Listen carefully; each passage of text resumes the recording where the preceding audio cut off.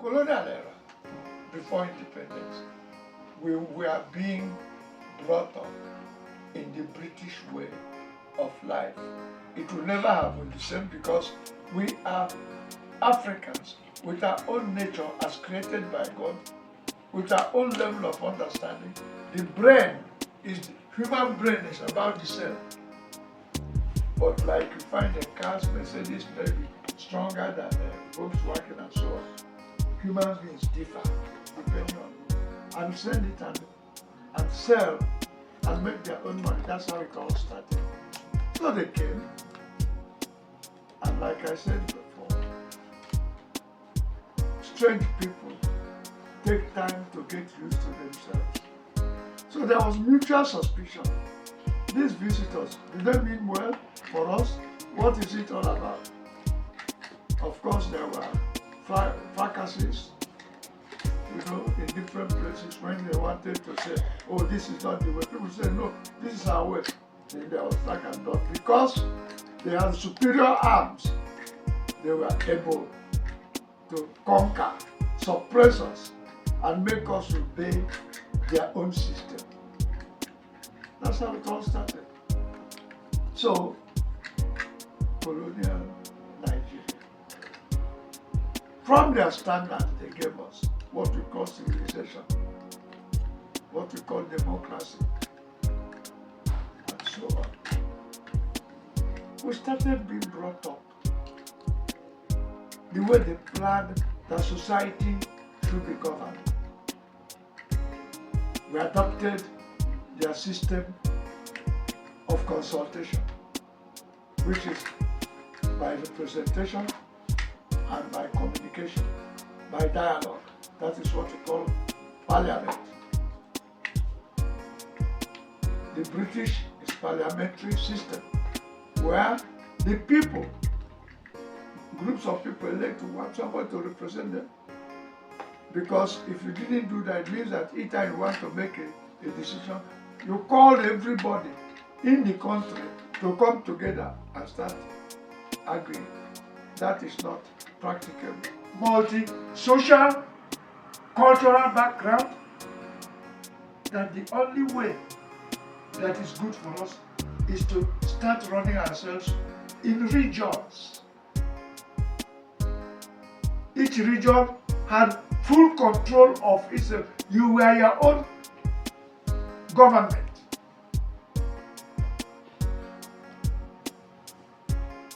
They did not mean 3 countries. They meant one country run as regions where they started. So they created Northern region, Eastern region, Western region. These are the tripod on which Nigerian independence was founded. Growth, where each region had its own constitution on how the region will be run, who and who will be in charge, what will be the structure. And by the way, each region had a common flag called Nigerian flag, not regional flag. Each region, each state, had a flag called Nigerian flag because despite the fact that we're autonomous regions, we are one country. And this is where part of the problem we're having today is still hanging on our neck because of the behavior of human beings. You can ask as a courtesy, if you're autonomous, how come that you have a federal government?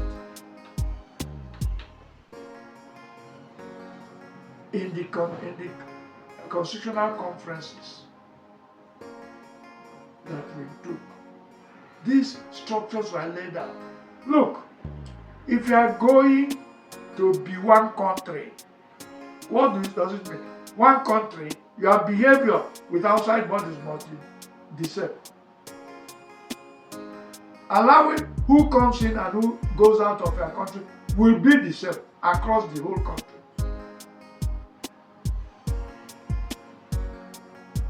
you must have a unit for all which will protect you externally, so that no external attack comes against you and defeats you and return to colonialism. It became necessary. Gentlemen, while you are running your individual regions, there is nothing like self-government. That's why everybody is saying independence, independence. And you don't want to create a country where you are also not independent. And that was the foundation which many of us have been calling. Let's return to that foundation because it is the best regional government where you control your own resources, the resources that God gave you where you live. You can't blame anybody for it if you didn't get enough. But it has been discovered that in our country, in Nigeria today, there is no region that was left without something. So, sir, at what point? Palm oil, palm produce, and established a marketing board called Eastern Nigeria Marketing Board. And the job was to trade on what we produce, palm oil and palm kernel. They bought it up from different places, got it marketed, made money for the country, and within that year, 1960, within that year, the eastern region of Nigeria was able to establish for itself a University of Nigeria. Thanks to the man who named, he didn't call it a University of Eastern, he said University of Nigeria. Why? Like I told you earlier, the only college of university we had was that of London, placed in Ibadan. Now, because of that autonomy of doing things for myself, using my own property, not somebody giving it to me, we were able to meet again in dialogue, in consultation, to establish a full-fledged university, which was number one full-fledged university in Nigeria, 1960. That was our first year of independence. Go to Ibadan. Because they were in charge of their cocoa, because they were in charge of all their use, whatever they had as market, they then traded on it, they built it up, and today, you young people, you go to Ibadan, you see a house called Cocoa House. Do you know how it came about? It was at that time. They wanted a landmark and they built that Cocoa House, the tallest building in Nigeria at that time. What about the north? Again, agriculture. Groundnut was everywhere. The Oyibo were still coming with the aeroplanes to carry our groundnut, our palm oil. They were not able to evacuate this thing because of the quantum. And so, we landed in Kano Airport to have groundnut pyramids. If you read about pyramids in Egypt, we now put in pyramids covered with tarpaulin, and the foreign traders were coming to buy them and take them out of their owner. Those three establishments, at that time, people still say those were the years of Nigeria's glory, economically, socially, and politically. So we want to know, sir. Yes. What happened? What are those things that have happened so far that from 1960 to 1966 you experienced tremendous success and achievements from those periods? Good. Then from 1966 upward, what happened? Good. 1966. You see, we are taking it gradually. Went to jail. They went to jail for agitating. You can see the noise that we are making now about the Nnamdi Kanu. It's our own people now saying, the man who said, I want my own independence. Incarcerated, like the British did us. So the difference is in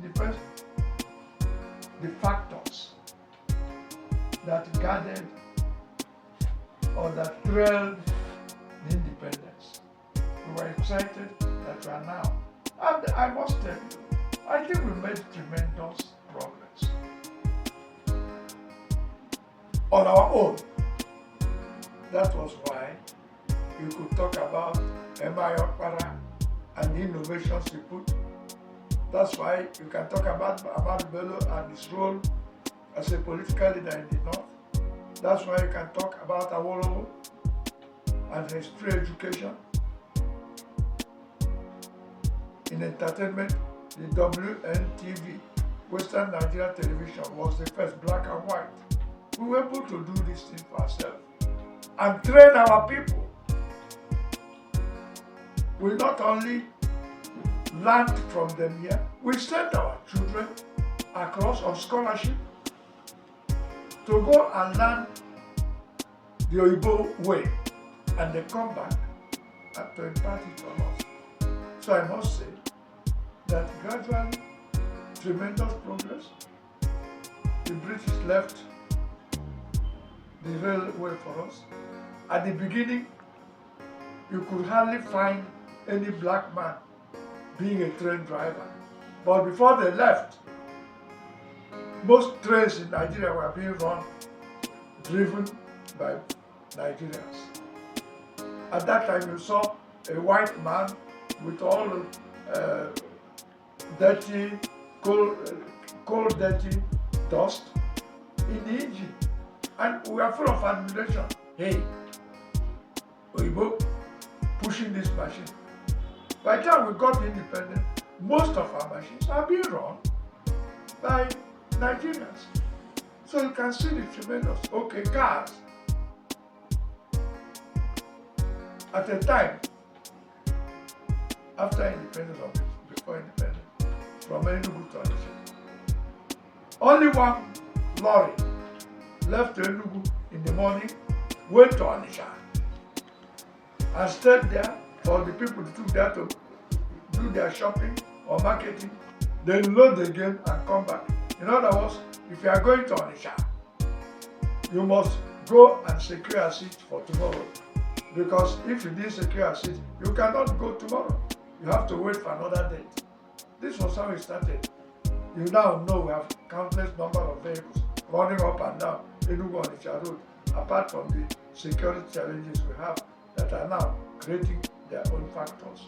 So every season, you know, in our Bible say, there is time for every season.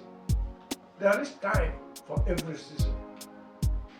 So in our development from colonial to post-colonial, we have made steady progress, but not without challenges.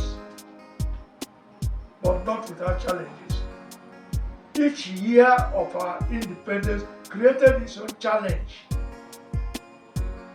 which, because we are independent, it was now, the onus is now on us to decide how we handle those challenges. It is no longer our colonial master deciding how to handle it. My bottom line is that we came, got excited, got our own flag. Instead of the Union Jack, we now had the green, white, green. Green for life, white for peace. We are an agricultural country, so we should have enough food as we go on for 65. We should not have at 65, born in the terrible hunger situation, almost famine level in which we are. Because our flag says life and peace. The green color shows life, plenty of food, plenty of agriculture, and then plenty of peace, unity, love. That's our ultimate. At 65, which is what we are here for, how far? I listened to about how far Nigeria. All right, so thank you so much, sir.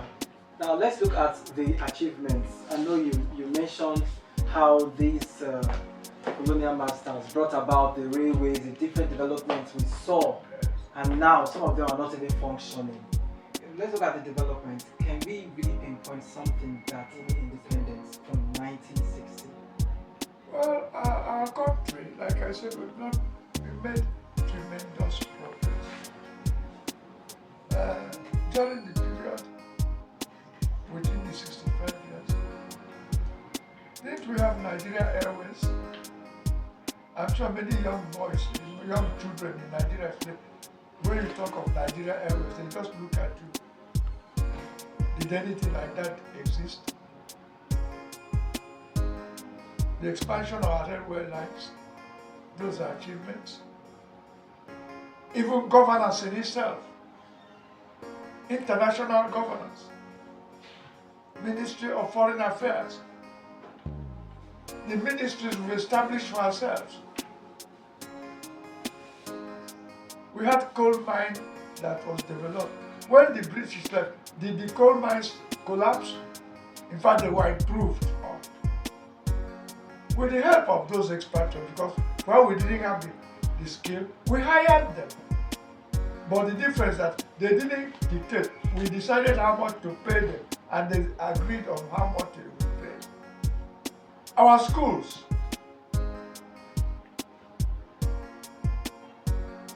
We had one university college in the whole of our country called the University College London, located in a town in Nigeria called Ibadan. The University College of London, Ibadan. That was not a University College of Nigeria. It was London University College, brought to us from London and hoisted in a place called Ibadan in Nigeria to grow as an institution. That's something. And when the British left, we had Melami was the white man. We had Kenneth Dike as the vice chancellor, running a whole university in a country that didn't know education before. Those are wonderful places. Look at our airports. Look at the seaports where ships came and landed. We were doing our best developing ourselves in the early days. But the one point that we must not forget, and this is very important, is the intervention by the Nigerian military. That seemed to have changed so many things, and is still hanging on our neck right now. And those are areas we should be able to pinpoint and now discuss. But generally, Nigerians did well. Whether it was under Nnamdi Azikiwe as Governor General, or whether it was under Okpara, Osadebe, Awolowo, Akintola, Ahmadu Bello, as regional premiers, we did well. At the level of the entire country, we established 3 midway tertiary institutions: the Nigerian Colleges of Arts in Enugu, Science in Ibadan, and Technology in Zaria. Many of them have now become full-fledged universities. Come on, man. I think Nigeria did well. They showed expertise. And you can pinpoint this in the first 6 years of our independence. In very practical terms, in very eloquent terms, in very loud terms. You can identify the tremendous flight which Nigeria went from colonialism to independence before the disaster of military intervention. So let's take it from there. The first 6 years, 1960 to 1966. Of what is still killing us, of poverty, not only of fact, but of the mind. Because of ignorance. these developments started creating their own class. So for the first time among us, we had Minister of Finance, Festus Okotie-Eboh, who was an entrepreneur like Dangote is doing now. He dressed in a very flowery man, like a peacock. And when he came out, we couldn't fail to notice him. And we had also young boys like many of you now, who are also creating the same problem in a different way as those military boys created. They thought that corruption was coming into the system of the way we govern ourselves.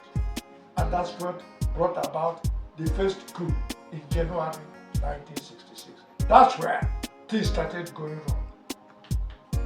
I've told you several times, that coup was a failure because it didn't go around the nation. It failed in the eastern region. It succeeded in the north, it succeeded in the west, but did not succeed in the east. Calamity number one. Then calamity number two is that instead of finding out why it really failed and trying to make it succeed, a group of Nigerians, a bloc from the northern Nigeria, decided that the coup of 1966 was designed by the group from Igbo land who deliberately made it fail. They killed from the other places where it succeeded, and they refused to kill in their home. They now call it Igbo coup. You young boys should open your ears so you know where the trouble. First of all, there was no Igbo coup. At least Babangida in his book has admitted that. And we should believe him. Those of us who are alive, there was no Igbo coup. There was a coup by the young officers of the Nigerian army from all regional areas who brought themselves together and said, look, we must change this way of government. Like I said, unfortunately, for circumstances that are explainable and that are gullible, that can be confirmed, the coup didn't go as it should go in Eastern region, and that's where trouble started. We now have blocs who were not trying to take over government because the coup of 1966 failed to complete it, but who went on a vendetta to wipe out the Igbo officers and those associated with them, and you find the calamity is compounded. And the next four coups, following the coup of the first coup that followed the first coup of 1966, they were not.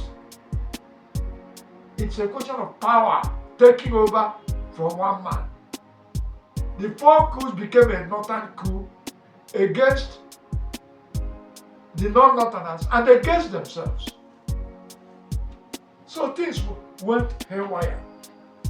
And in that confusion, the military, in their different phases of General Gowon, General Murtala Mohammed, General Buhari, and the General IBB and Abacha, in that order. You see how it is gone? It is done. For 33 years, we are under the yoke, another home colonial masters. That's where things went wrong. And I can tell you, despite the fact that during the military regime, many things also came, all these highways, Enugu to Port Harcourt, Enugu to Onitsha, Dual Carriageway to Sokoto, all those were built by the military. The military developed a lot of other things, international, but one thing went wrong. That in the first 6 years, while the regional government were going independent. It is the regions that contributed the money with which the central government was run. In other words, it is the region that created the central government to do some work for them, to mind those things that kept them together as one country. That's why I talk about true federation. What is true federation? True federation is where the federal units, at that time the three regions, were autonomous, but because of the thing that bound us together as a country, and there were four specific ones: currency, defense, foreign affairs, immigration and customs. Four. That is what you know as exclusive list. No regional government could deal with monetary policy. It is a central government property. No regional government should deal with defense. It is the job exclusive of the federal government. No regional government was allowed to do immigration and customs. No regional government was allowed to do foreign affairs.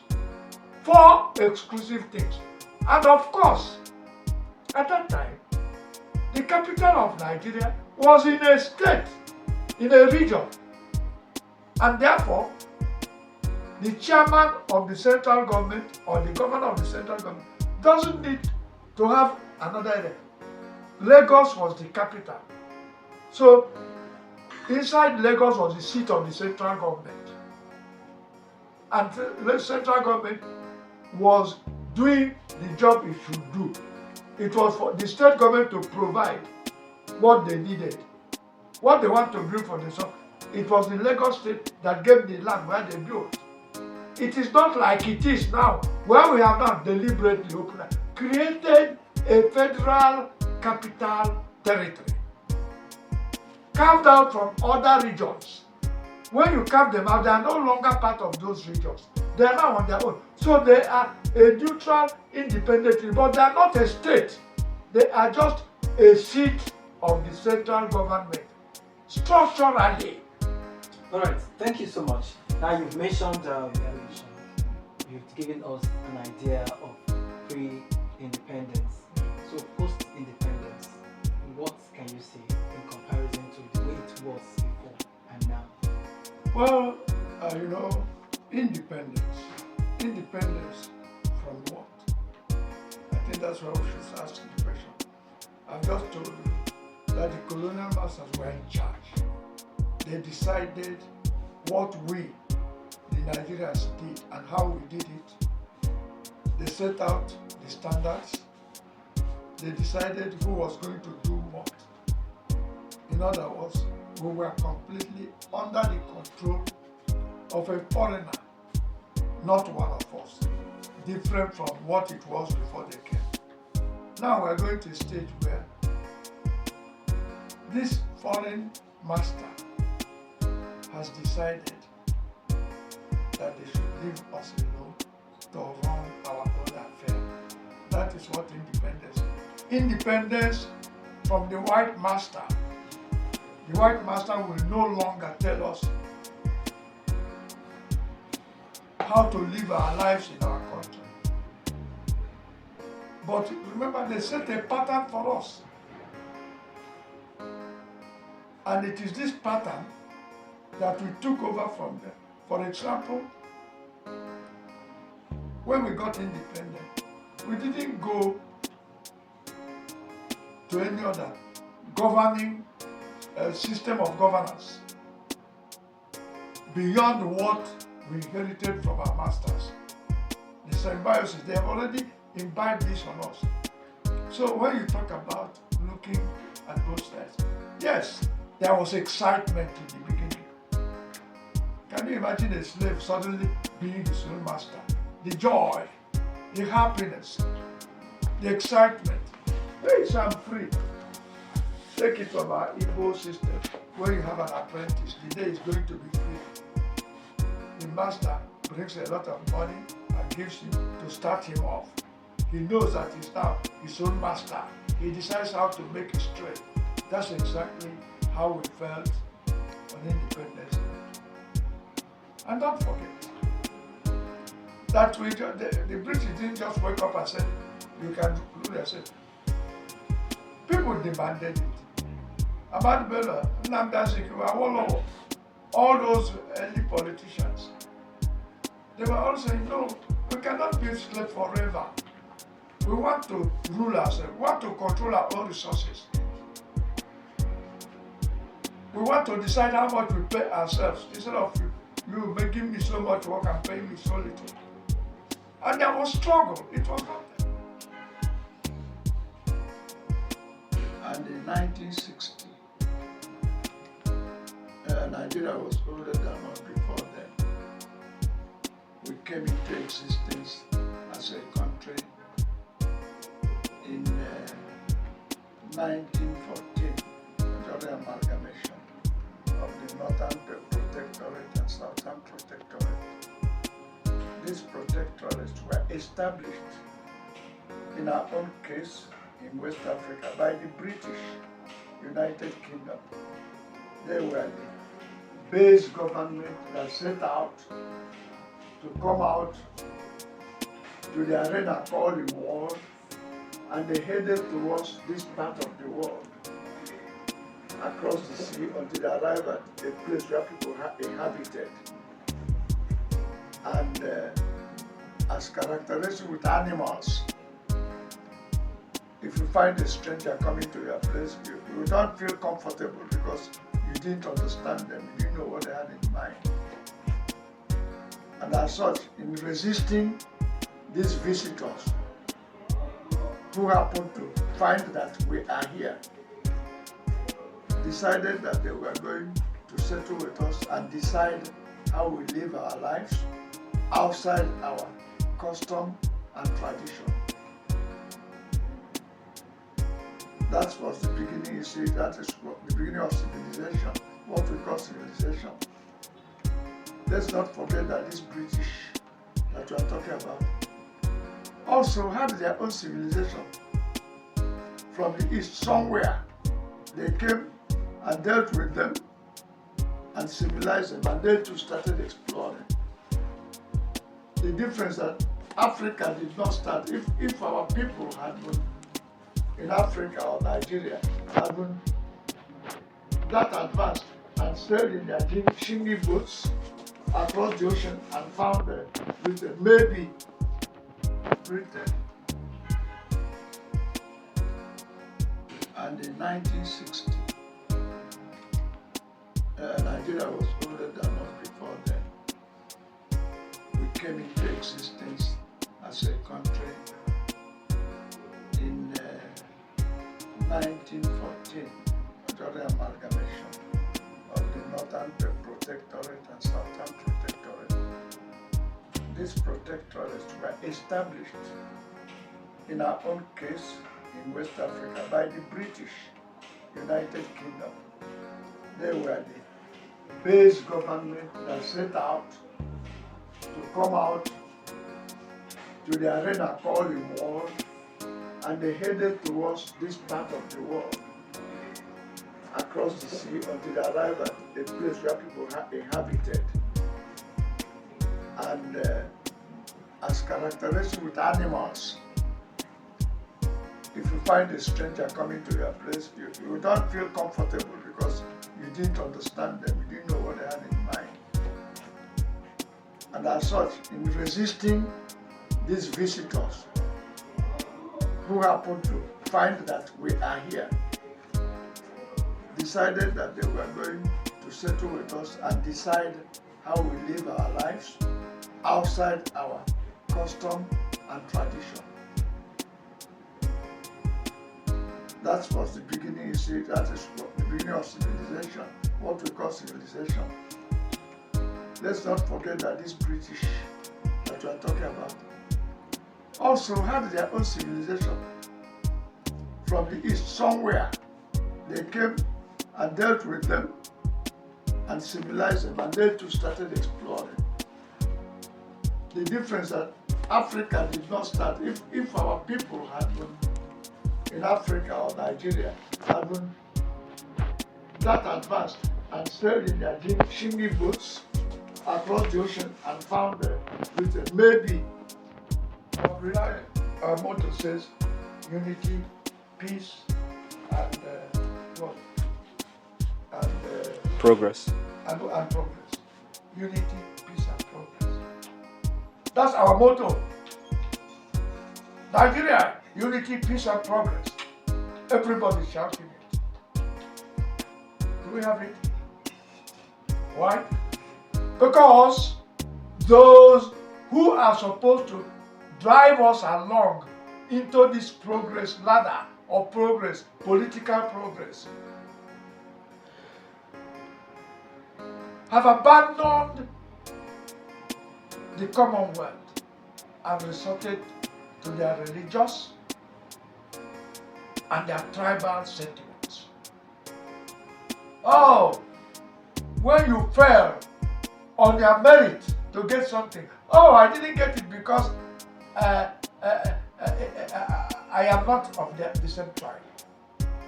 These are attitudinal phenomena which we are responsible. We cut our nose to spite our face. That's one of the greatest challenge, and it is the same challenge that is going on. Let me tell you another challenge. And you cannot stop going back. When the military stock, that was January 1966, got out of hand,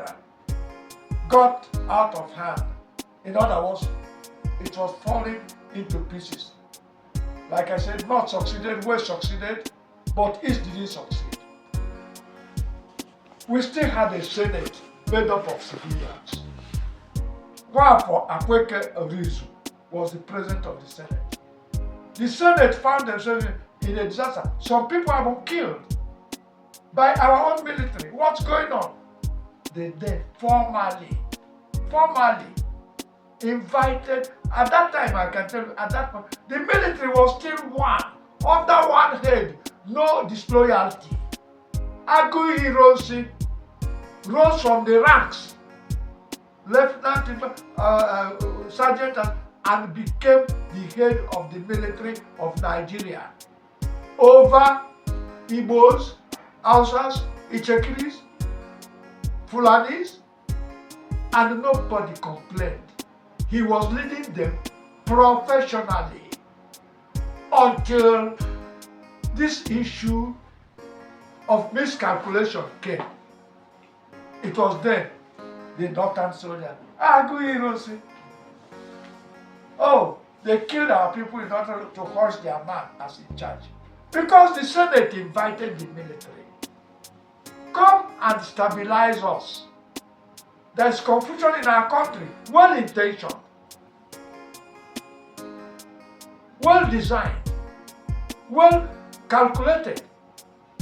If we bring these people who have arms to bring us back to normalcy, this little thing has created a problem. And if it were a Yoruba man that was head of the army, he would have been the person who went to take over from the Senate. If it were an Hausa man, he would have been the man who would have gone when they were invited to take over. This time it was an Igbo man.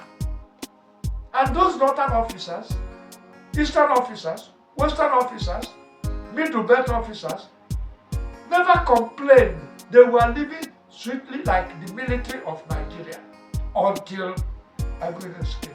When these unfortunate people who brought this tragedy to us, the northern officers who accused the other of being Igbo and therefore became sectional, they now saw Agui Hiroshi not as head of the army, but as head of Igbo, and they murdered him. So you find them multiple. This is anybody who doesn't know this history. Gowon was the leader of that coup. He was now put to become the head of state. And what did he do? The rest are history. You can read them. Okay, happy Independence Day. Or if you don't have to, you can also say it. And then again, if there is anything that you pray for Nigeria, what's your earnest prayer for Nigeria? Thank you. Nigeria will be on Wednesday 65 years old. I want us, Nigeria, to compare us as the child in a family who is celebrating his 65th birthday. Let Nigerians put themselves as that child that has grown from 1 year to 2 to 3 until he's 65. First question. At that time, you are celebrating the 65th year of that. What did you expect that the child would have done? For want of time.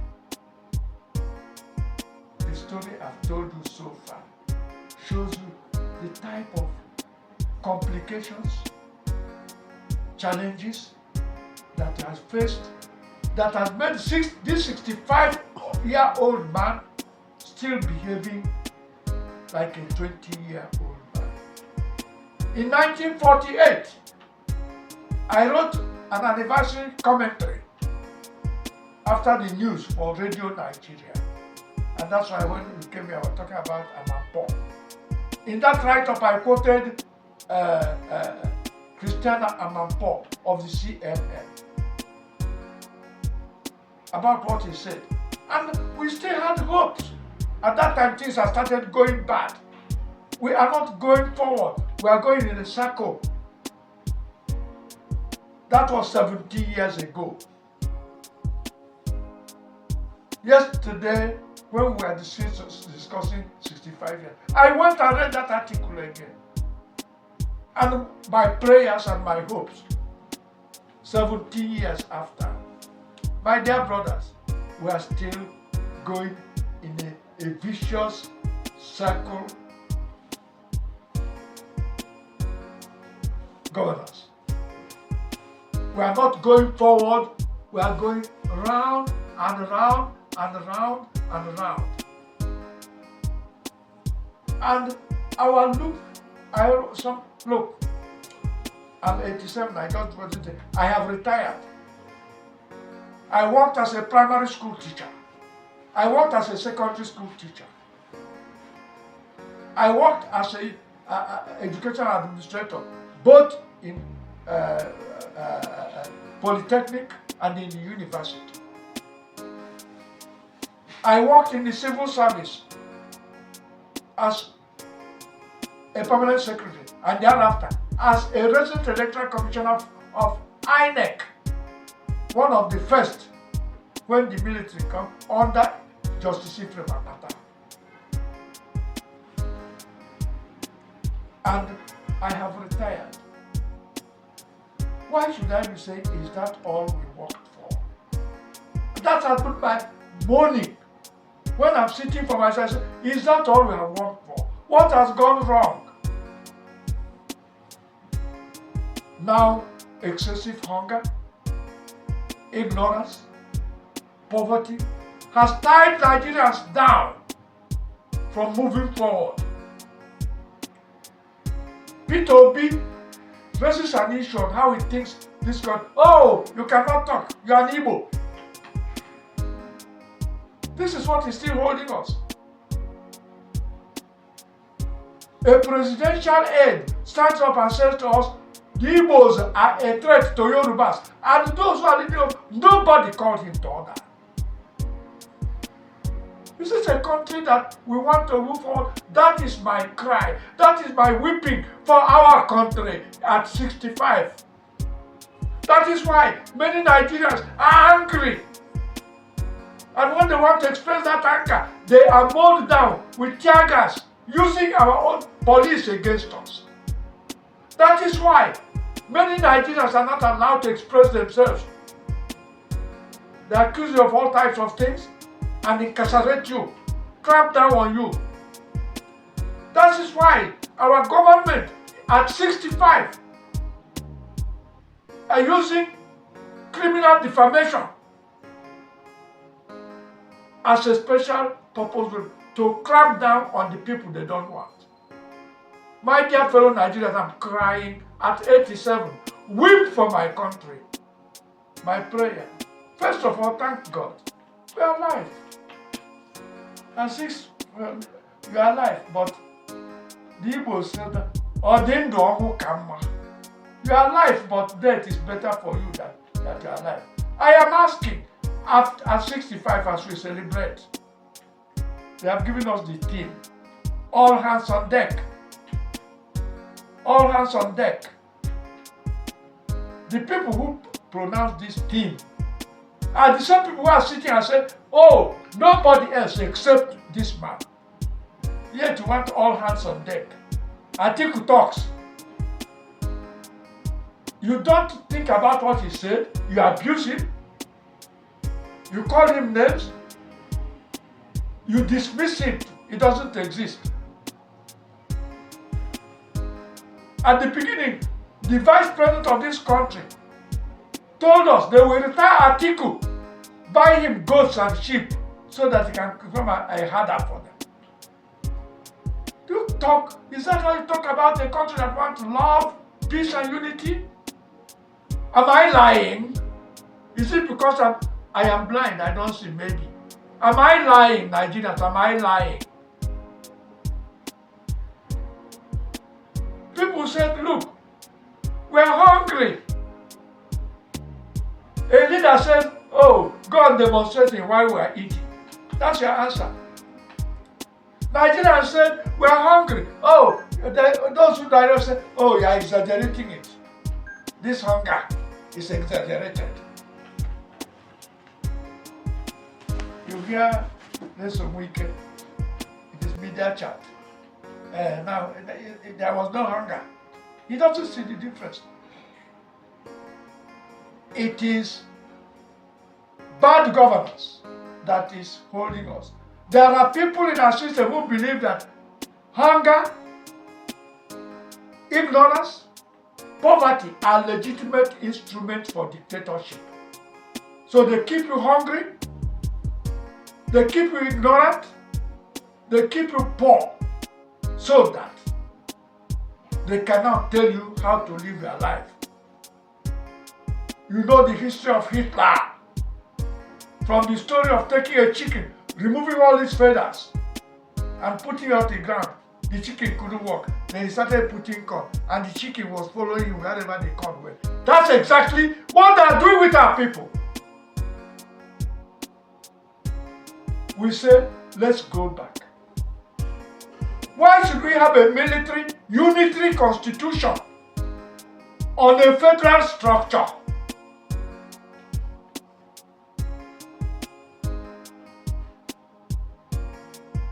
And under the presidency of a man who called himself a Democrat. And when they say, look, let us restructure, let's go back to where we made it, he says it's not a priority. What is it?